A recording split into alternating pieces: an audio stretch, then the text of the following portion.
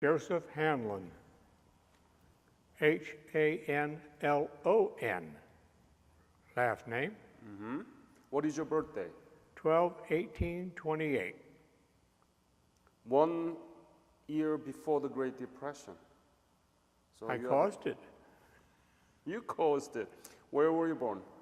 St. Mary's Hospital, San Francisco. St. Mary's Hospital in... Okay, and tell me about your family, including parents and siblings when you were growing up. Well, my dad was raised in an orphanage part of his life, and his sister was an indentured maid, as far as we could tell, in San Francisco. And when she got a day off, she would go down to the orphanage and scrub my dad because of the bed bugs, cooties, and lice and everything. My mother ran away from home at 15.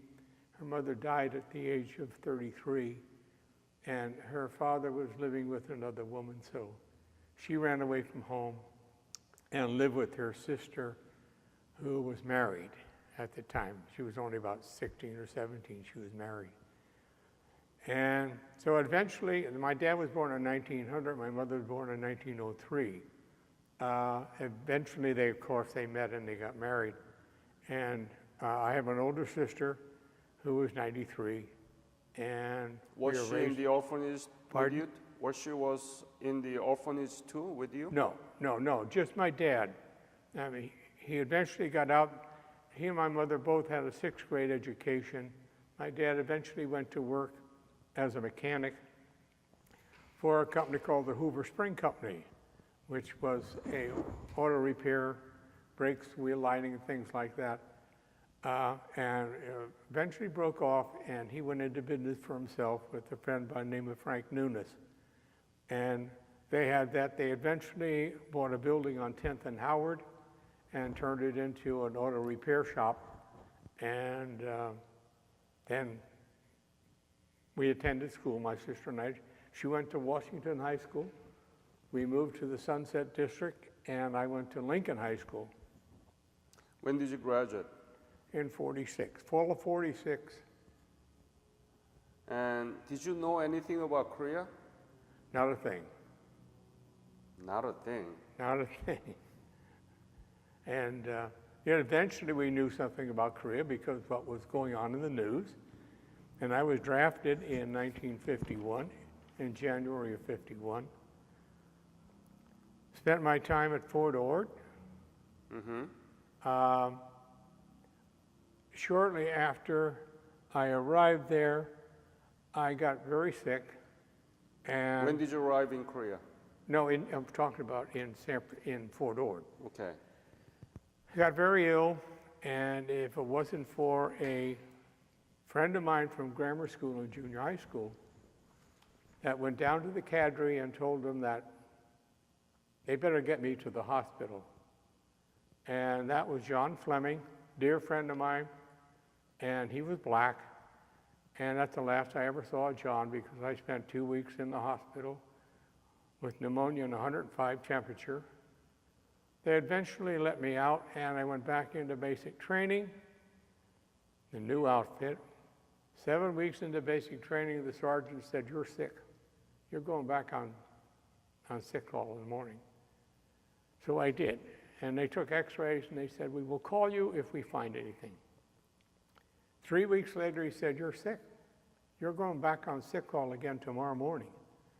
I went back and found out that for 10 weeks, through infiltration course, bivouac, forced marches, I had pneumonia and a collapsed lung for 10 weeks going through basic training. And finally, the head of the hospital just raised all kinds of hell. And I was in the hospital for another 6 weeks. Came out, back in about 2 weeks later for another week, and that supposedly was going to take care of it. And finally, I ended up in Korea, left, out of San Francisco. And funny thing is that I was in the drapery business. What business? Draperies, curtain. And we had done the draperies at Pittsburgh, California, Camp Stoneman. And of course, when I was going overseas, I ended up at Camp Stoneman and got to see the draperies I put in there 6 months before. So, ended up in Korea eventually in September. When? In September of '51. Uh-huh. And the lieutenant... Where did you arrive? Pardon? Where did you arrive in Korea? Busan, I guess. Came off, the name of the ship was the Marine Phoenix, and actually it went dead in the water between Korea and Japan. And some of the guys aboard the boat were wondering if the North Koreans had submarines, which was, no. They were worried. So we ended up in Korea, and I ended up on the 3rd Division, 7th Infantry Regiment. I'm sorry, again. Yeah. What unit? 3rd Division, 7th Infantry Division, I see. Regiment. Uh-huh. And I was in the INR platoon, Intelligent Reconnaissance. What was your MOS? Rifleman, yeah. And we met Lieutenant Richmond. He was an RA, had gotten a battlefield commission, and he said, I'm going to need 3 of you 4 guys that are brand new. I want you for a special assignment, and that will be to, when we take a hill, that you will go over all the dead bodies and pick up all the information you can off of them, letters, wallets, pictures, anything. And this one fellow said, I don't think I can do that. I've got a heart murmur. And so Lieutenant Richmond let him go. He then said, I also need a volunteer today. There's a sniper out there. And I said, I'll go. And the reason I said that, for my own protection, one, it was daytime. 2, I'd be going with seasoned veterans, and I could get a picture of the terrain before nightfall and all the nights we were going to be there. You were smart. At that particular area. You were smart. Yeah. So, which I did. We did not find the sniper. So then on to the regular daily routine of manning outposts, going on patrols, and we also had, at one time, Vice President Barkley was going to come and visit us in particular. Wow. And so several of us, we came off the line, we went to the rear echelon to reconnoiter an area to set up for the president, the vice president. And this was also the day before Thanksgiving. And so we missed out on the Thanksgiving dinner that we were supposed to have, that the chef Chaffee was going to bring up to the front line. And we found a place, we started to set up.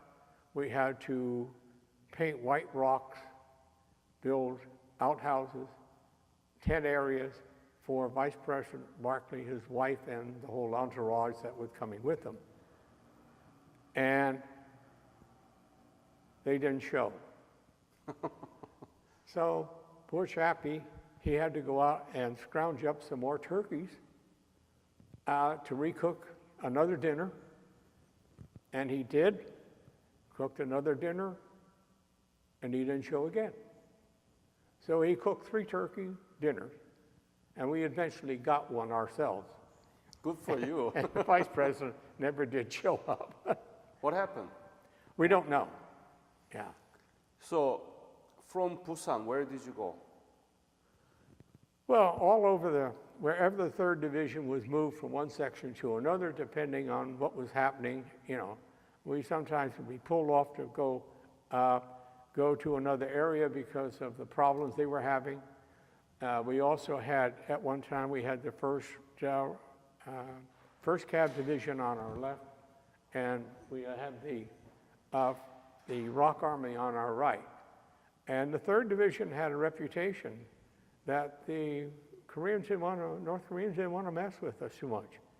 And so they were being attacked on either side of us quite a bit. And so we had to watch our flanks all the time. Eventually, it took the Korean Army off and sent them back for 6 more weeks of basic training.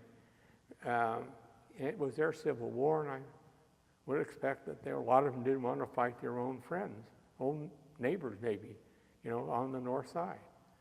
So, then there are different things that happened, some funny things.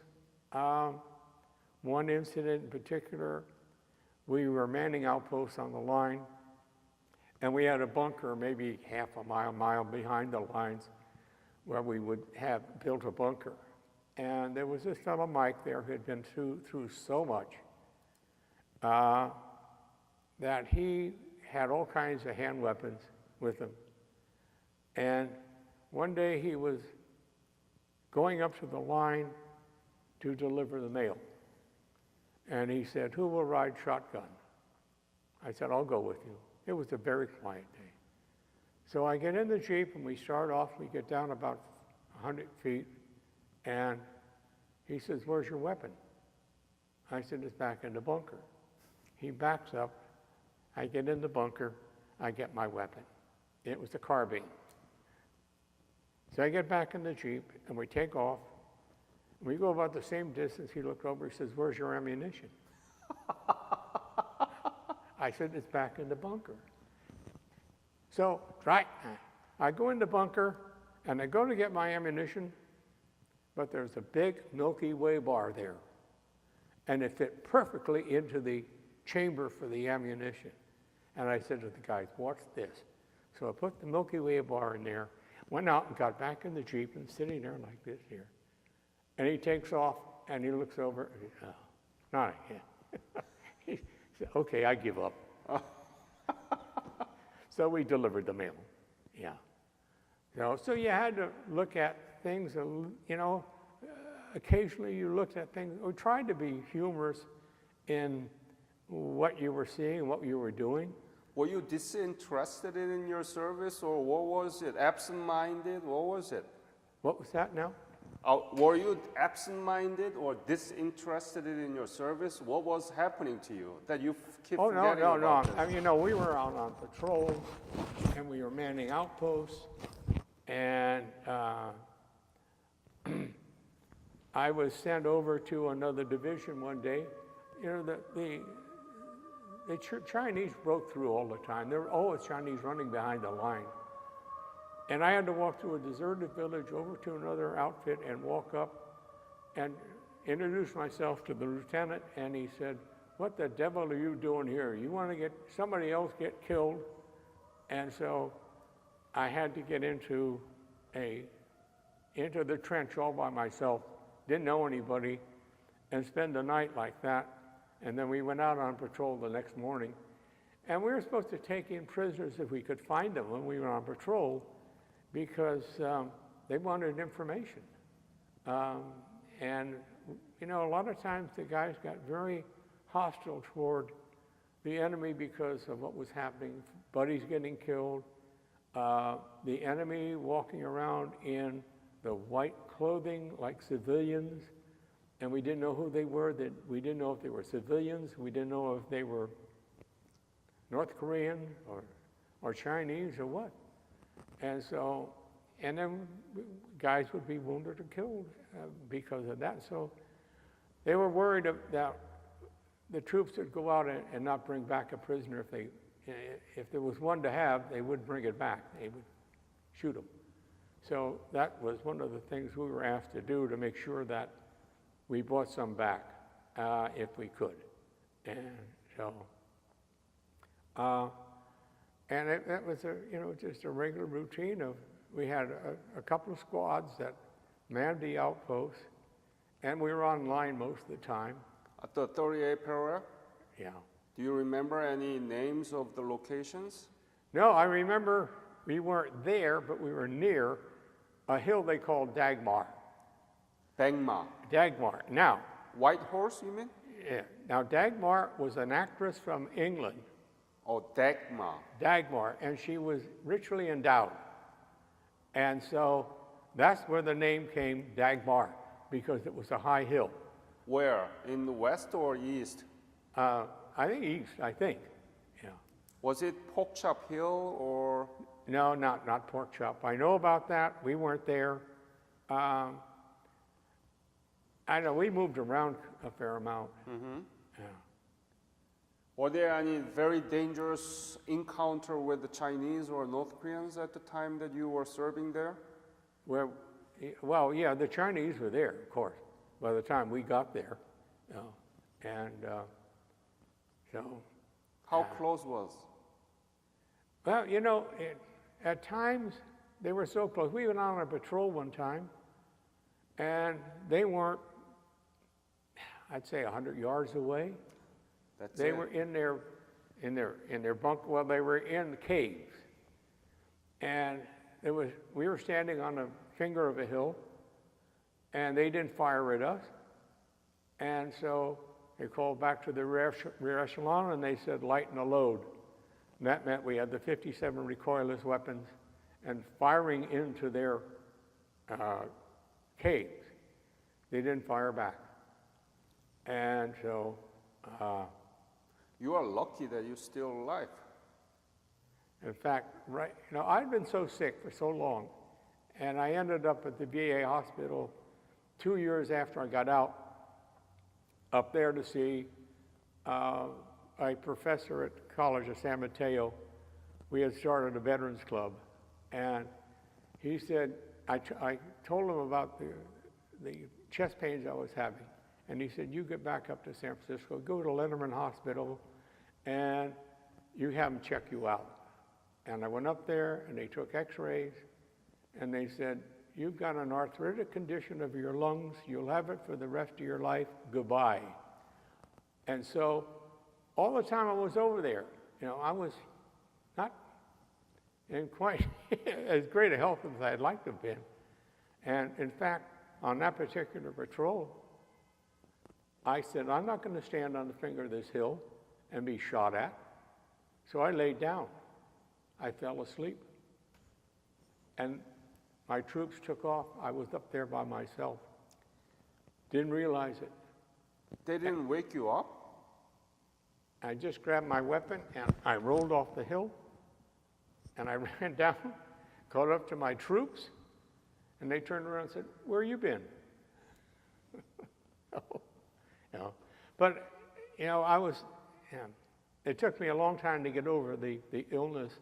Are you okay now? Oh, yeah, I've been fine for years. Oh. But it just, the way the VA treated me up there in Letterman, and yet I go to the Palo Alto VA hospital now, and it is one of the finest hospitals I've ever been in. The treatment is wonderful. The doctors are very caring. I've never been in a hospital that I would say I care for anymore. I'd put it up against Stanford, El Camino, any of them. So, yeah. Anyway, that's about it. Yeah. What was the most difficult thing during your service in Korea? Was it your sickness, or is there anything that really bothers you, or the greatest challenge to you? No, at first when you come home and you hear a car backfiring, you flinch or whatever, and I came home on emergency leave, and so I didn't go back. I was only there just under 6 months, but I went back up to Camp Stoneman, went down to Camp Roberts, over to Fort Ord, and they just had us. What they should have done is they should have said, you're finished going overseas. You're no use to us anymore. They should have said, we'll let you out of the Army early and save the government some money. In fact, Ekai Kaneshiro, who was over the sergeant, he was from Hawaii. And when I got back, I met him at Fort Ord. He had rotated home. They shipped him to Fort Ord from Hawaii to spend 3 months in Fort Ord, and then shipped him back to Hawaii to discharge him You know, so unfortunately, there's a lot of waste. Yeah. When did you leave Korea? February of '52. And you said that you didn't know anything about Korea, and when you left Korea, you already saw devastated Korea. Did you think to yourself that the Korea would have future? Well, we had two interpreters, affectionately known as Skoshi and Toksang Lee. Lee was the older one. Toksang they call him. And he and I would have long talks about Korea. He was an engineer, and he felt so strongly about South Korea and what he wanted to do for his government, and that's why he was there. And we had wonderful talks about Korea then, and I've read so much about it, and I've watched so many things on television, you know. And I have a store in Saratoga, and one of my neighbors in the shopping center, his name is Sam Lee, and he's from Korea, and he was actually a South Korean Marine in Vietnam. And I have that book there that you probably know of. Korea Reborn. Yeah. Right? Yeah. And I managed to get another one. Show it to the camera, please. Yes. I managed to get another one, and I gave it to Sam. And he is so proud of that book. He showed it to his family, and he keeps it in the family now. So through that you learn more about, and the different things I've seen on television about the forgotten war and how the people are treated in North Korea. It's absolutely disgraceful. What do you mean? Well, I showed 1 hour of filming on Channel 9, and it talked about the people are starving in North Korea. You mean now in North Korea? Yeah. And how this one young man would go to China and get food, and they finally caught him doing it. They killed him. Boom, like that, he's gone. Because they didn't have any food where they're living. Yeah. But when you left Korea, do you think that the Korea would become like this today? No, I didn't think it would, and it's so marvelous. That's why this book is so great. It is so, and of course, I could have gone back, and the Korean government, South Korean government has been so wonderful.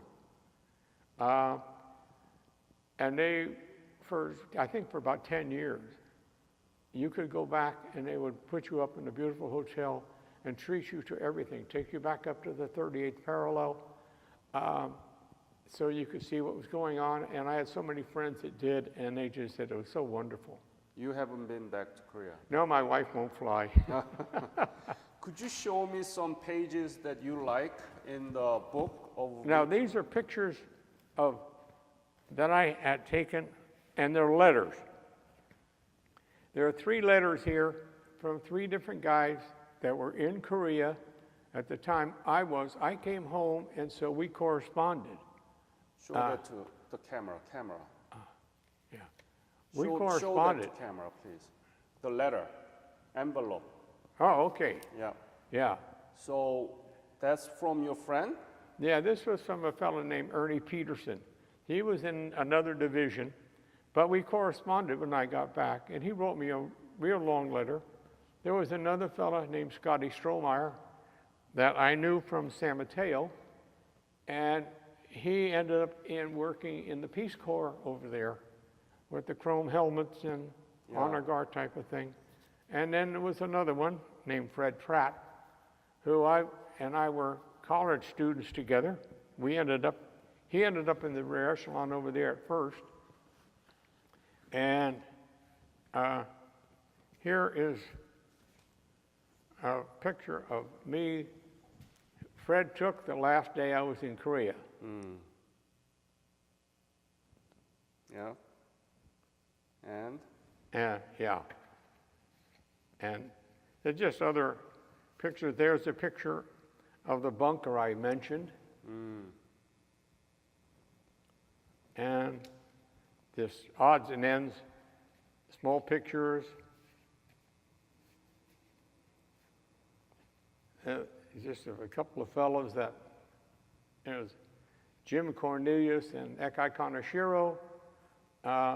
Jim Cornelius, I never thought I'd ever see him again, but I ran into him in the library at San Jose State, and he became a bike cop in San Jose, and he had lived in Southern California before he went to Korea. So that's what I said, I never expected to see him again. Yeah. And of course, that guy Kaneshiro, I saw down at Fort Ord afterwards.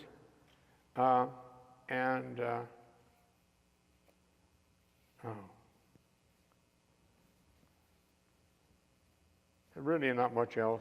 Yeah, Some could you pictures. show me some pages in the book? Okay, that everybody went through. Well, not everybody, there's only about 10% of all service people that ever see combat.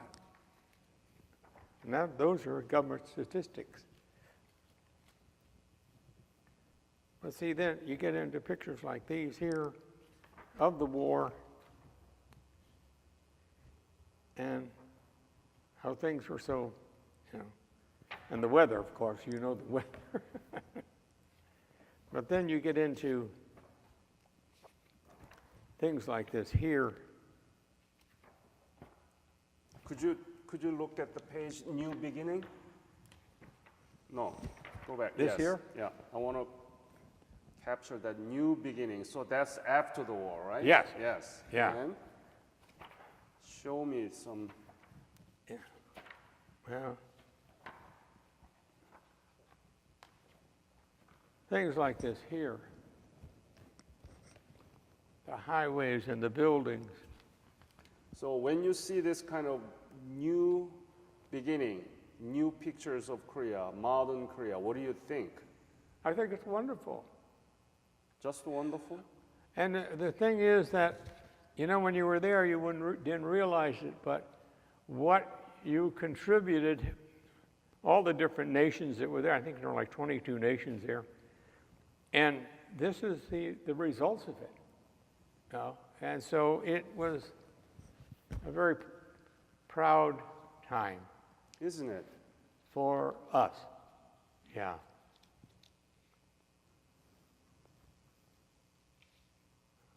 Those are the things that's been achieved after you left, after you protected us, right? Yeah.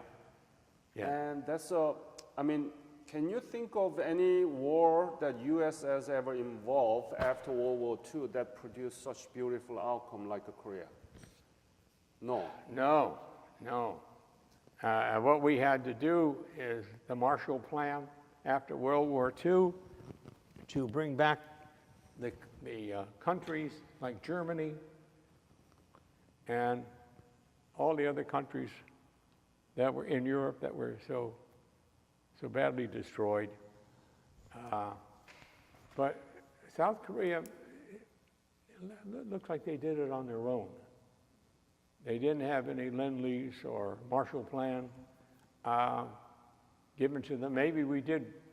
I don't know. I didn't hear of anything that the American government or any of the other governments that were there contributing any form of money or. Oh yeah, U.S. has provided a lot I'm of sure they did, but financial aid. you don't hear a lot of it. Exactly, that's the point that I want to make. Yeah. Tremendous transformation from devastated Korea to the modern Korea that you just showed some of the pictures. And that is the most successful involvement, American involvement after World War II. We don't teach about this thing. We don't talk about this thing. Rather, it's been known as forgotten. Yeah. What do you think about that? What do you think about that? South Korea. What do you think about that? Why has it been known as forgotten despite such a beautiful outcome out of your service?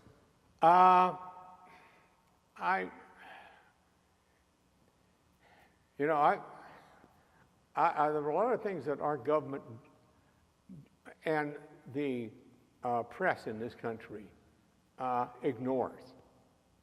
And so we don't always get the true picture of what is going on. I'm sure there were times that I heard about our contributions to South Korea, but of course I'm back in civilian life, I'm back in college, I'm working, and a lot of it dissipates. You don't remember it, or you're concentrating on what you're doing now, trying to survive. But I was sure that this government did. Look what they've done. Look what they did to Japan. When MacArthur was in Japan, look what they did to Japan. So, and I think that was a lot more they did there than they did in Korea. And I think more of it was the Korean people themselves pulled themselves up by their bootstraps and did it. Yeah. What do you think we have to do to let this wonderful legacy of the Korean War and your own legacy to be transferred to our young generation? Well, the colleges, high schools, they don't want to teach anything about history. And I'm sure... They do. They do teach history. Yeah, but so much of it is so negative that, there's ways that should be passed on, Now I'm passing what I have on to my grandson, and he is very interested. In fact, he bought a book here recently about Korea, and I don't know how far he's gotten into it. He's so busy working, and he's single, and but I'm glad he's doing that. So he will have some knowledge in history of Korea and what can happen to a country if it decides it wants to. Yeah. And look at what's happening now. The people have no incentive in these other countries. They're so overrun by dictators.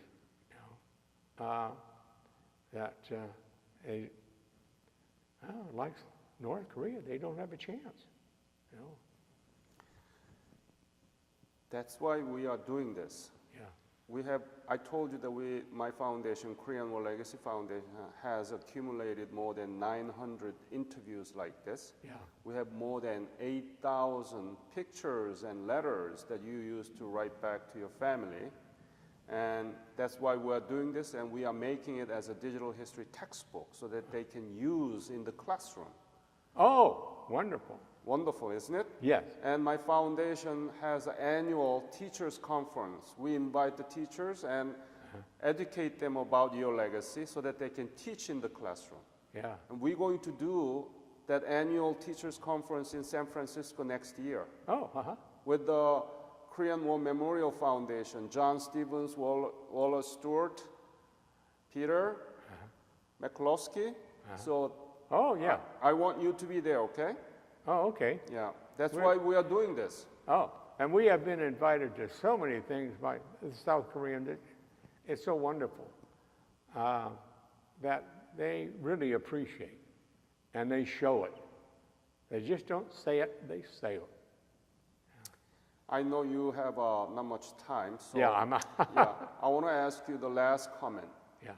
What would you say to this your service?